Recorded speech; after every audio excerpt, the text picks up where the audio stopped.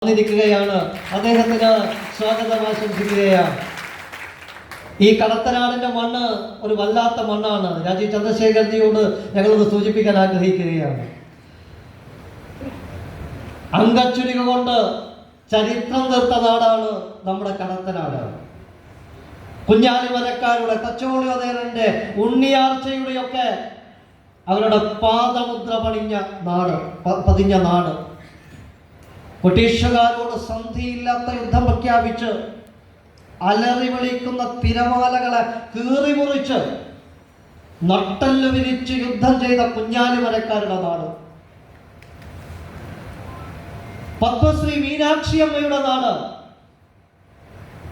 Olympian PT ഉഷയുടെ നാട്. ചെറുശ്ശേരിയുടെ നാട്. ഈ കടത്തനാടിനെ കുറിച്ച് പറഞ്ഞാൽ നമുക്ക് എത്ര പറഞ്ഞാലും മതിയാവില്ല, തീരില്ല. അത്രയ്ക്കുണ്ട് ഈ കടത്തനാടിന്റെ മഹിമ. ഈ കടത്തനാടിനെ കുറിച്ച് പറയുമ്പോൾ ഇന്നാണ് കടത്തനാട് തെയ്യം തിറയുടെ ഒന്നും കൂടി നാടാണ്. കടത്തനാട്ടിലെ തിറയുത്സവങ്ങളുടെ സമാപനം ഇന്നാണ്.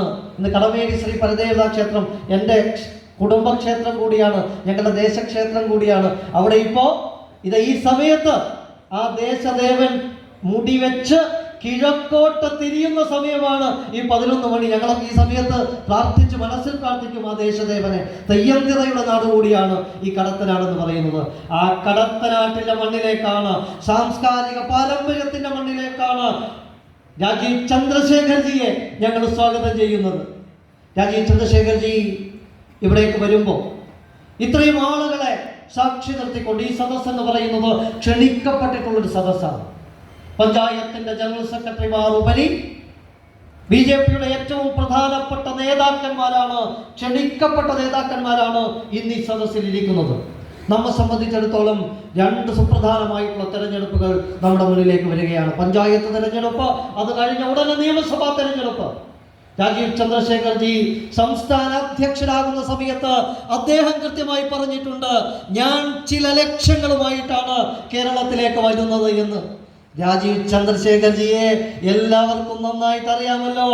എന്തെല്ലാം കാര്യങ്ങളിൽ കൈവച്ചിട്ടുണ്ടോ അവിടെയെല്ലാം വിജയം കൈപ്പിടിയിലൊതുക്കിയിട്ടുള്ള നേതാവാണ് ശ്രീ രാജീവ് ചന്ദ്രശേഖർജി. അത് ഏത് മേഖലയായാലും, അത് ബിസിനസ് ആയിക്കൊള്ളട്ടെ, രാഷ്ട്രീയമായിക്കൊള്ളട്ടെ, ഏത് മേഖലയിലും താൻ കൈകാര്യം ചെയ്യുന്ന മേഖലകളിൽ ആ വെന്നിക്കൊടി പാടിച്ച ചരിത്രമുള്ള രാജീവ് ചന്ദ്രശേഖർജി കേരളത്തിലും BJP ചരിത്രം സൃഷ്ടിക്കാൻ പോകുന്ന തെരഞ്ഞെടുപ്പുകളായിരിക്കും ഇനി വരാൻ പോകുന്നത് എന്ന കാര്യത്തിൽ ഒരു തർക്കവും വേണ്ട. ഇവിടുത്തെ കോൺഗ്രസിന്റെ നേതാക്കന്മാരും CPM-ന്റെ നേതാക്കന്മാരും ഒക്കെ നമ്മുടെ സംസ്ഥാന അധ്യക്ഷന് മുണ്ടെടുക്കാൻ അറിയില്ല, മലയാളം അറിയില്ല. ഇങ്ങനെയുള്ള ചെറിയ നൂട്ടാപ്പോക്ക് ന്യായങ്ങളുമായിട്ട് ഇറങ്ങിയിരിക്കുകയാണ്. രാവിലെ മുതൽ ചാനലുകളിൽ എന്തെല്ലാം കാര്യങ്ങൾ കേരളത്തിൽ ചർച്ച ചെയ്യാനുണ്ട്.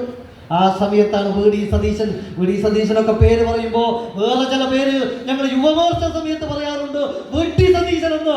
അത്തരം വിഡ്ഢിത്തരങ്ങളാണ് ഈ VD സതീശൻ ഇപ്പോഴും പുലമ്പിക്കൊണ്ടിരിക്കുന്നത്. VD സതീശ, നിങ്ങൾ പ്രതിപക്ഷ നേതാവാണ്.